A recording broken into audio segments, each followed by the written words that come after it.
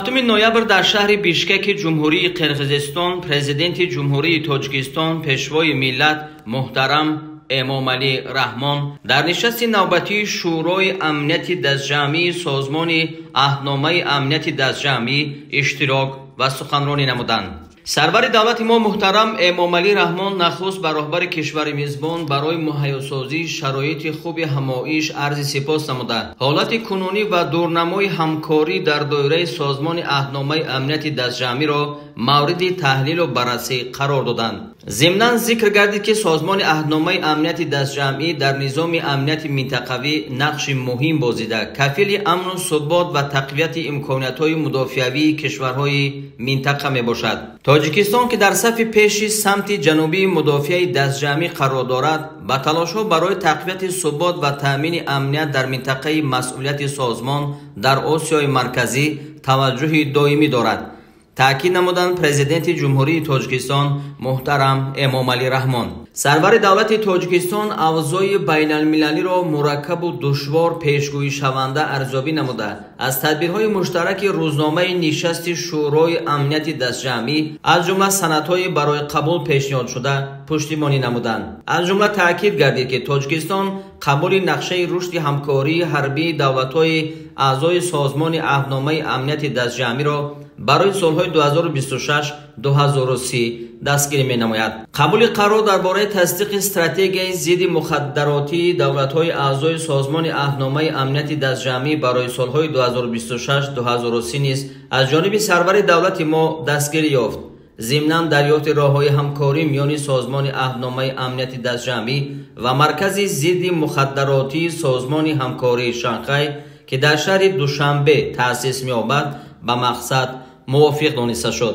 محترم امامعلی رحمان همچنین از برنامه هدفمند بین دولتی سازمان عهدنامه امنیت دستجمعی برای تحکیم سرحد تاجیکستان و افغانستان که قبلا قبول شده بود با عرض سپاس یادآور شده، همزمان اظهار امید نمودند که تطبیق ثمره‌بخش آن تامین خواهد شد. پرزیدنت کشور ما اهمیت تأسیس مرکز عکس‌العمل‌های بشردوستانه سازمان عهدنامه امنیت دستجمعی در تاجیکستان را تاکید نمودند. اظهار باور نمودند که این مسئله از جانب کشورهای اعضا دستگیری خواهد یافت. محترم امامعلی رحمان به مسائل وابسته به تهدید و خطرهای جهان امروزه چون تروریسم و اکستریمیسم، گردش غیرقانونی مواد مخدر و جنایت‌های سازمان یافته فراملی توجه زیاد ظاهر نمودند. در این رابطه سرور دولت ما با یادآوری از استفاده فضای مجازی از جمله ذهن صنعی از جانب ساختارهای تروریستی و افراطی بر ضرورت تبادل معلومات فوری و اداره این خطرها با تکنولوژی‌های نوی رقمی تاکید نمودند. در فراورد سخن پرزیدنت جمهوری تاجیکستان محترم امامعلی رحمان اظهار باور نمودند که قرارهای در این همایش قبول شونده با تحکیم و رشد همکاری منبعد کشورهای اعضای سازمان مساعدت فعال خواهد نمود. در جنبه همایش از جانب سران دولت‌های اعضای سازمان عهدنامه امنیت دستجمعی یک زمره سندهای نوی مهم به امضا رسید.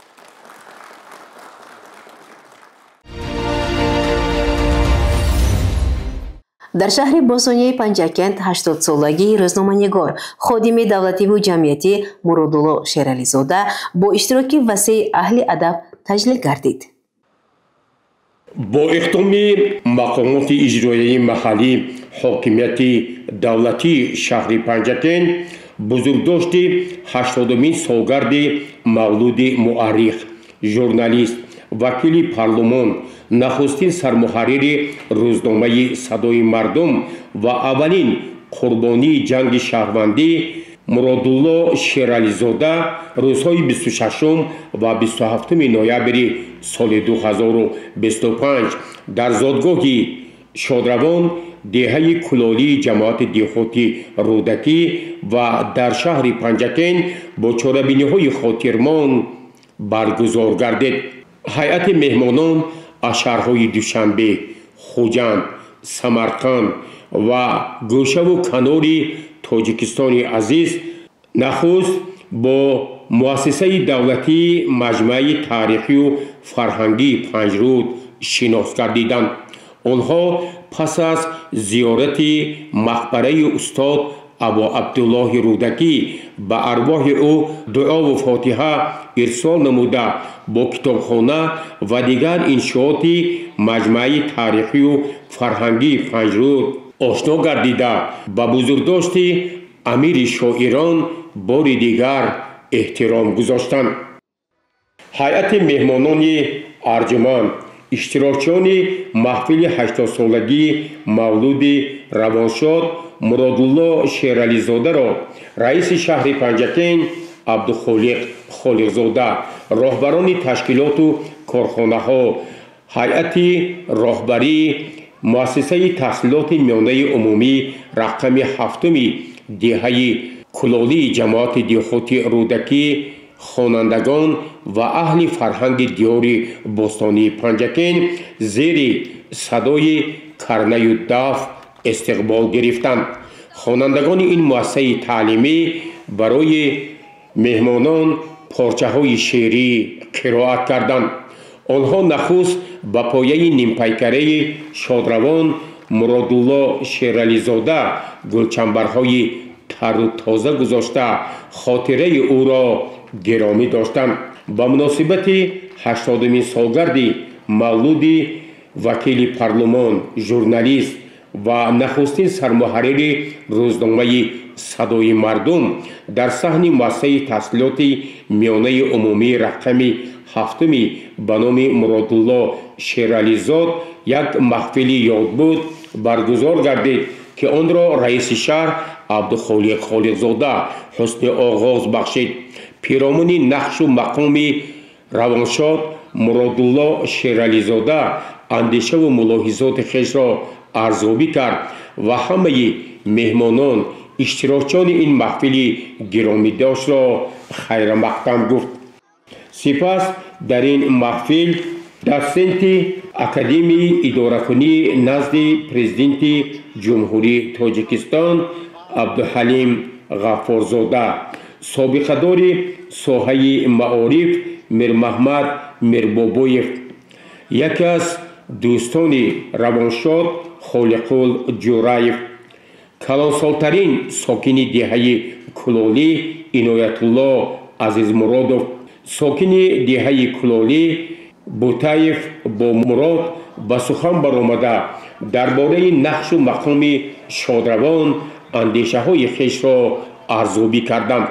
таъкид шуд ки рӯзноманигор, сиёсатмадор ва олим Муродулло Шерализода 14 апрели соли 1945 дар деҳаи Кулолӣ, шаҳри Панҷакенти вилояти Суғд чашм ба олами ҳастӣ кушода, пас аз хатми муассисаи таҳсилоти миёнаи умумии рақами 7-уми деҳаи Кулолӣ ва Институти давлатии педагогии шаҳри Душанбе ба номи Шевченко, ҳоло Донишгоҳи давлатии омӯзгории Тоҷикистон ба номи Садриддин Айнӣ фаъолияти эҷодиву илмии худро дар рӯзномаи маориф ва маданияти ҷумҳурии Тоҷикистон соли 1966 оғоз намуд.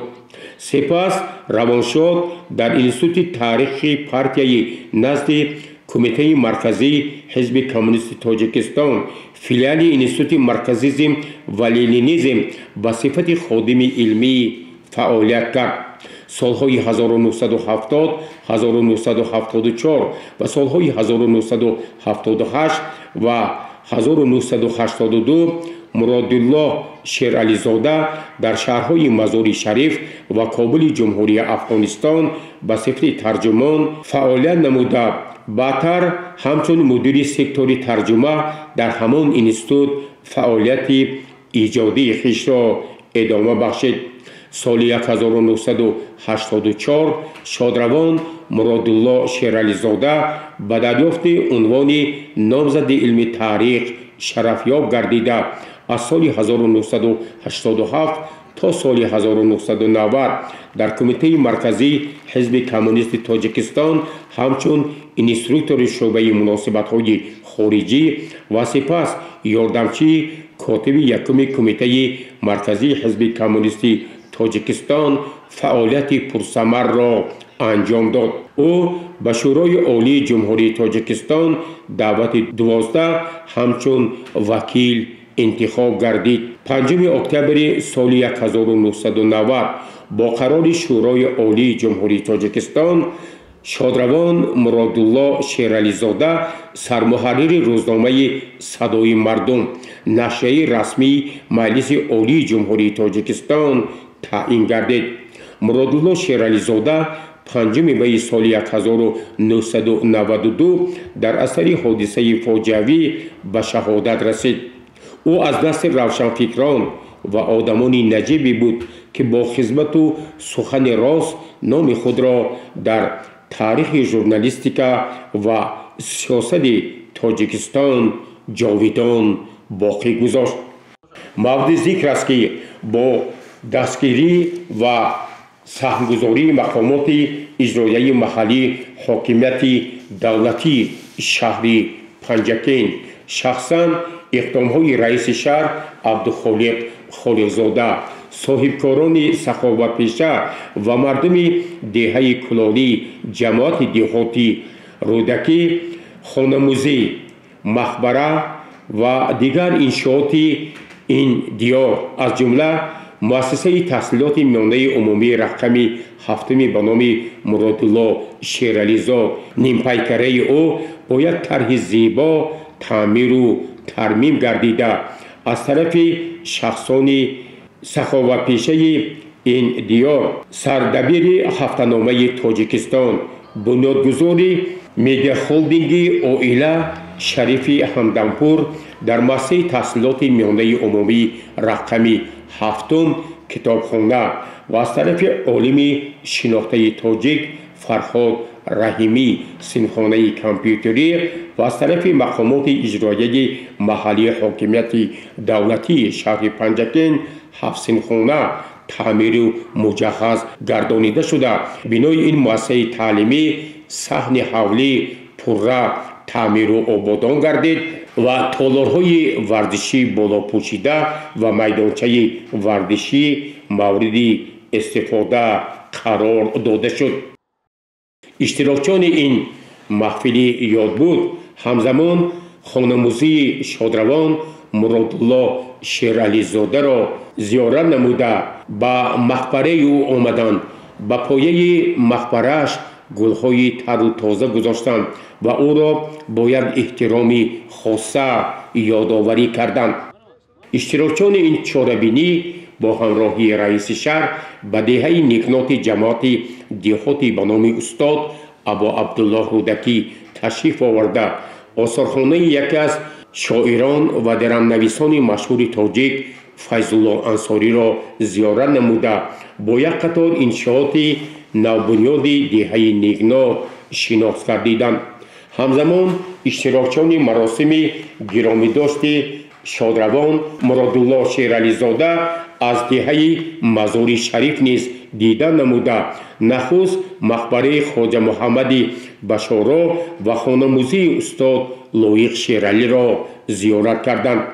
در مرکز جماعت دهاتی به نام استاد لایق شیرعلی اشتراکچیان این محفل گرامی داشت با امکانات‌های بیمارخانه نوی جماعت دهاتی لایق شیرعلی و بینای نوی جماعت دهات شناس گردیده باری دیگر اظهار داشتند که واقعاً در پرتو دستور سپارش‌های پیشوای ملت پرزیدنت جمهوری تاجیکستان محترم امامعلی رحمان در قلمرو شهر و دهات پنجکین کارهای آبادانی و سازندگی با مرام ادامه دارد.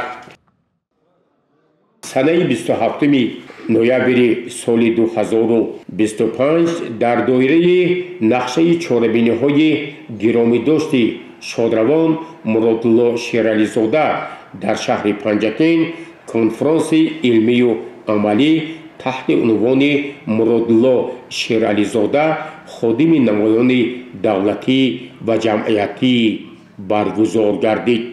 گزارش عباس همراه‌زاده، مونیسه عطاماللهی و خیام جورایف و شهباز قربانов.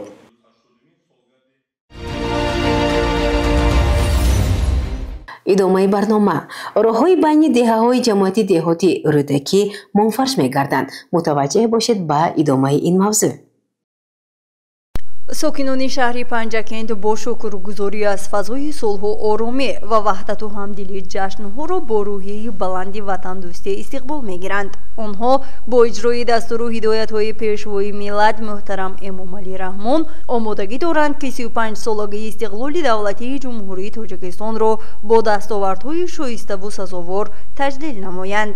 با وسعت بخشیدن به کارهای آبادانی و سازندگی همزمان منفرش‌کنی و تعمیر جاری در حدود دهات‌ها ادامه داشته در نظر است که در قطار راهی اساسی راه‌های داخلی ده نیز تعمیر و اسفالت پوش کرده شود. در این روند با دستگیری مقامات اجرایی حاکمیت دولتی شهر و ساکنان و صاحبکاران منفرش‌کنی راهی بین دهه کلالی و زیرحصار با مسافه 1200 متر آغاز گردید. سال روان همچنین راهی بین دهه‌های نیکناد و زیرحصار نیز با دستگیری مقامات شهرداری و سهمگذاری ساکنان و صاحبکاران به مسافه 3200 متر منفرش کرده شده بود.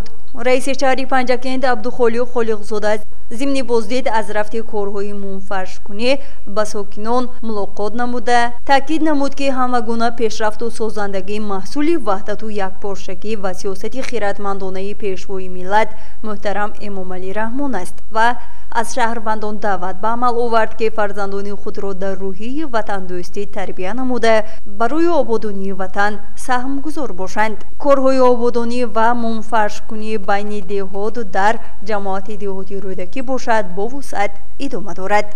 گزارش مرتبه رحمان و شهباز قربانov.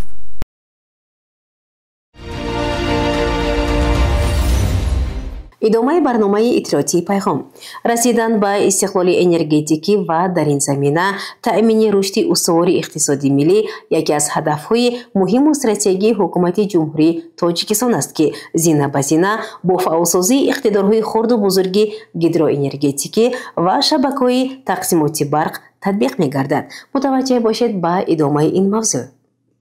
در سالهای صاحب استقلالی جمهوری تاجیکستان در سمت تطبیق سیاست انرژتیکی با موفقیت‌های بی‌نظیر از جمله بنیاد نظامی یگانه و به کار انداختن اقتدارهای بزرگ گیدروانرژتیکی نوئل گردید. در این روند در برابر افزایش و تحکیم اقتدارهای استحصال نیروی برق همزمان طلبات نیز روز تا روز می‌افزاید. پدیده دیگر وابستگی اقتدارهای استحصال نیرو از طبیعت بوده، سربریشی و یا کاهش یافتن آن که حالا مشاهده می‌شود بر روند تولید برق در موسم ضروری تأثیر می‌رساند. امروز در نیروگاه نورک برای استحصال نیروی برق همه هیدروآگرگات‌ها از تعمیرهای جاری نوبتی برآورده شده برای استحصال نیروی برق آماده میباشند. اقتداری نیروگاه عین زمان در نظر داشتی هیدروآگرگات رقم 7 و هیدروآگرگات رقم 2225 مگاوات میباشد که در حالت بودن آب نیروگاه نورک میتواند که با هیدروآگرگات های داشتهش و اقتدار پوره استحصال نیروی برق را ادامه دهد.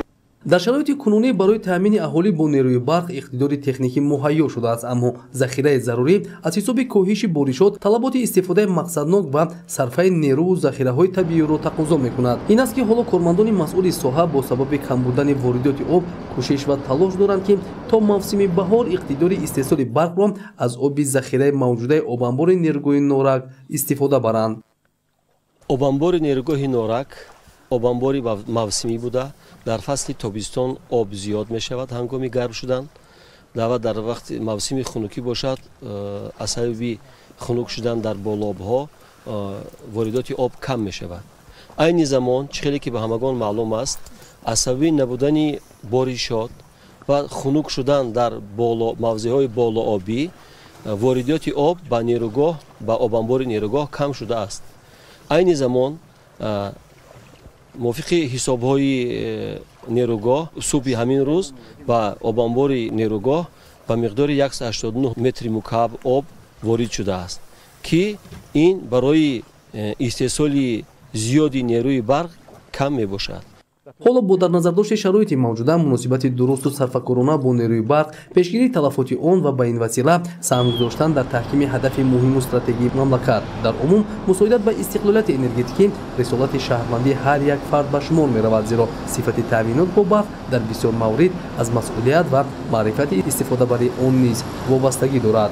ما در مسئله استحصال برق در مسئله کار کردن تجهیزات یگان تنقیصی یگان دشواری نداریم. فقط برای ما دشواری آن است که ذخیره آب ما کم است.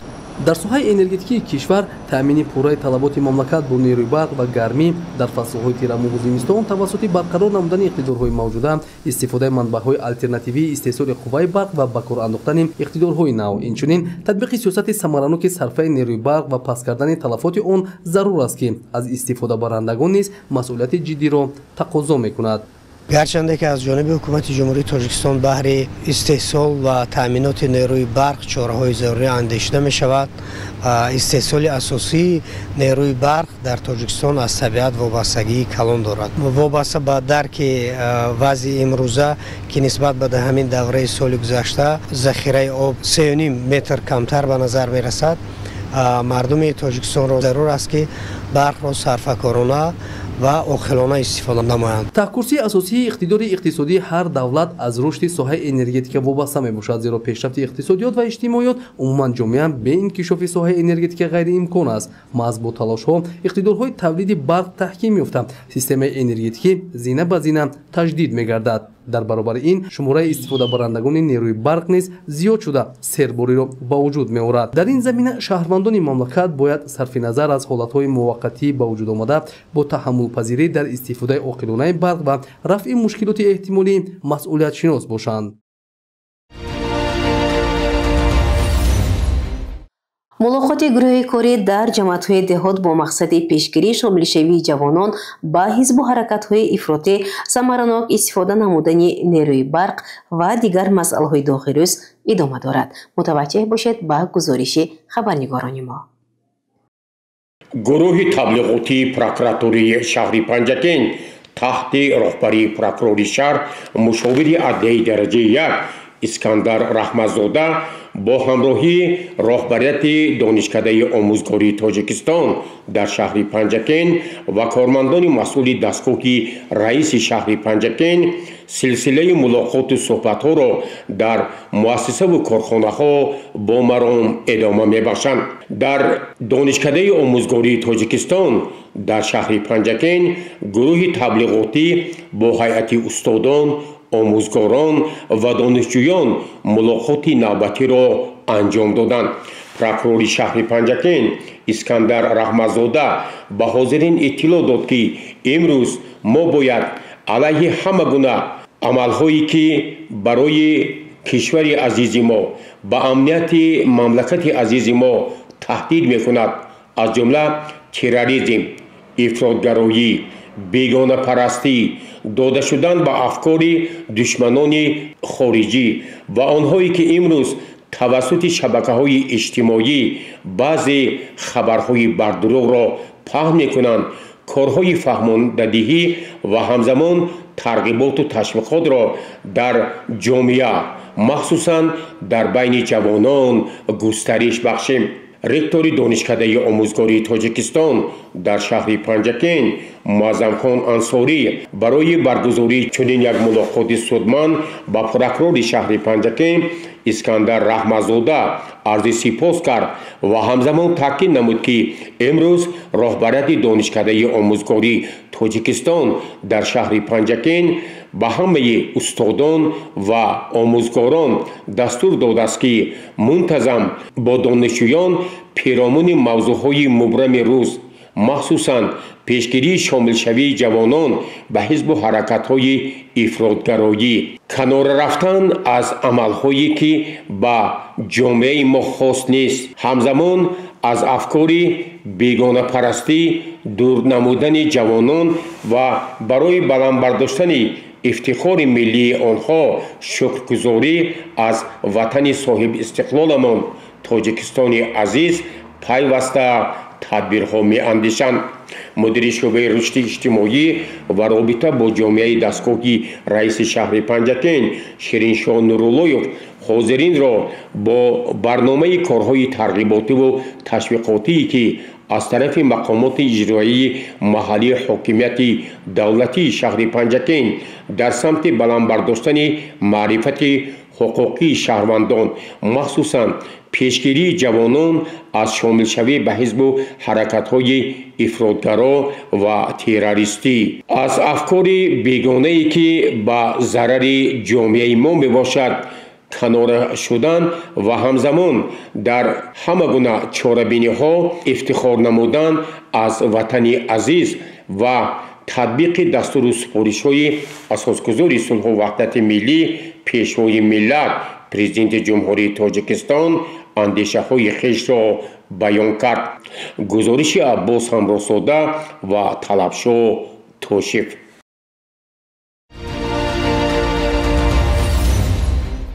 идомаи барномаи иттилоотии пайғом. ҳунарманд ва сӯзанидӯзи чирадаст аз шаҳри босонияи Панҷакент Мавзунабону Ҷалолова дар озмуни вилоятии ҳунарманди сол аз рӯи номинатсияи гулдӯзӣ сазовори ҷойи аввал ва ин унвони баландӣ ифтихорӣ гардид. ёдовар мешавем, ки санаи 21 октябри соли ҷорӣ бо қарори шӯрои ҷаҳонии ҳунармандӣ ба шаҳри Панҷакент унвони шаҳри ҷаҳонии ҳунармандӣ аз рӯи номинатсияи сӯзанидӯзӣ дода шуд. ҳадаф аз баргузории озмуни мазкур бедор намудани ҳуввияти миллӣ, арҷгузорӣ ба фарҳанги миллӣ, тарбияи зебоипарастӣ, тарғибу ташвиқи либосҳои миллӣ, ҷалби сайёҳони хориҷӣ ба мамлакат, ба насли оянда мерос гузоштани ҳунарҳои аҷдодӣ ва муаррифии ҳунари волои халқи тоҷик мебошад.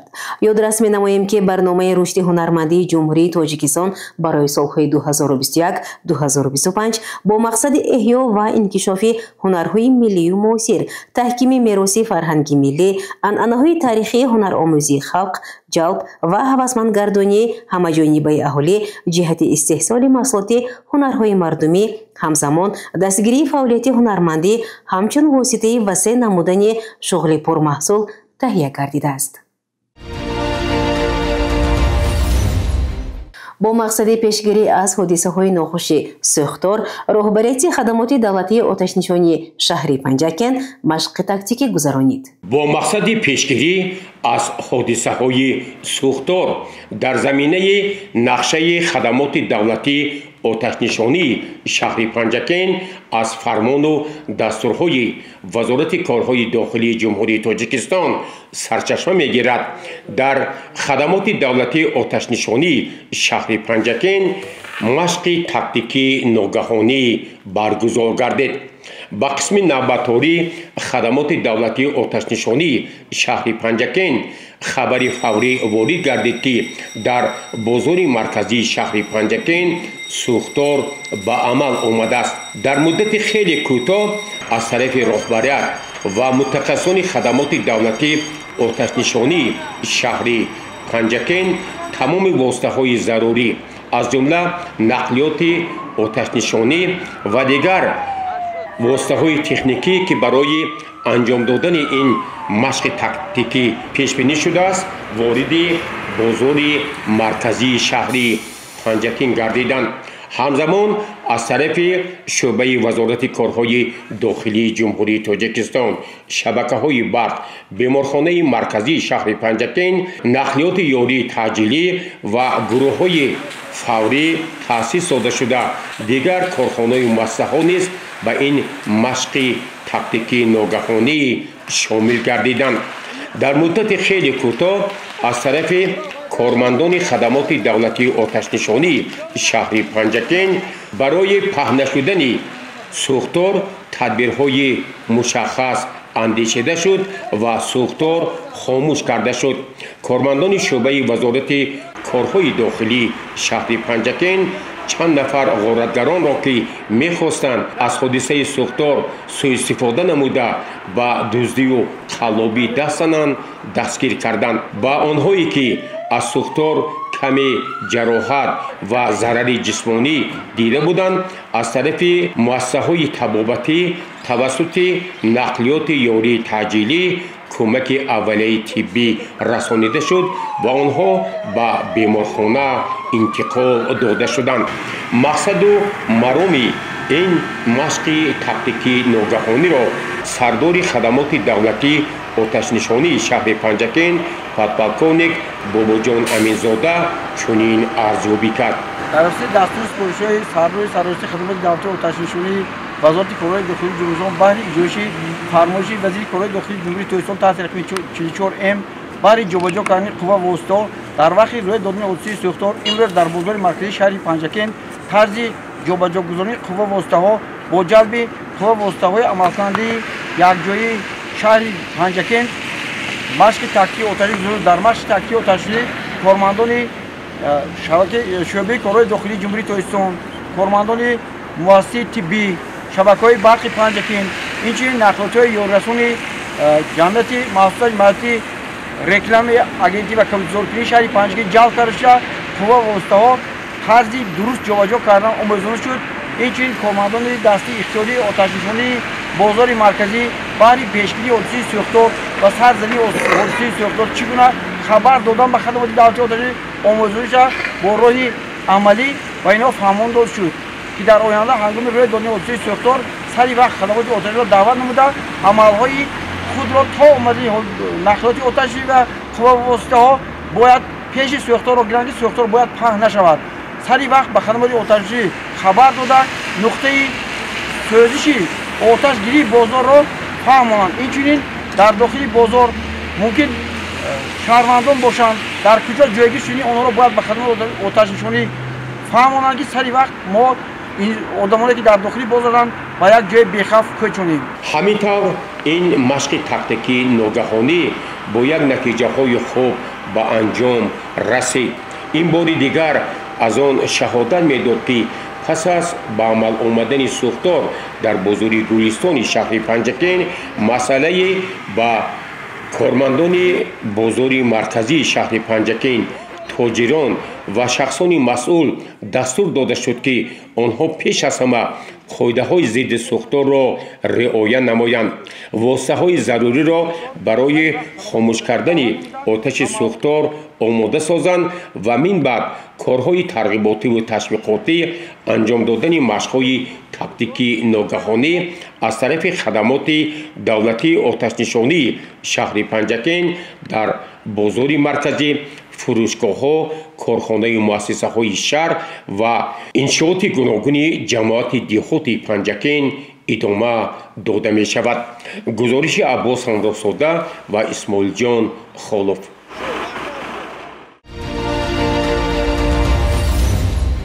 بینندگان گرامی، برنامه را ادامه می‌دهیم. طبق ارزیابی کارشناسان، سال 2025 در دنیا سال گرمترین در تاریخ مشاهده ها به حساب رفت. ادامه این موضوع در گزارش دیگری برنامه متوجه باشید.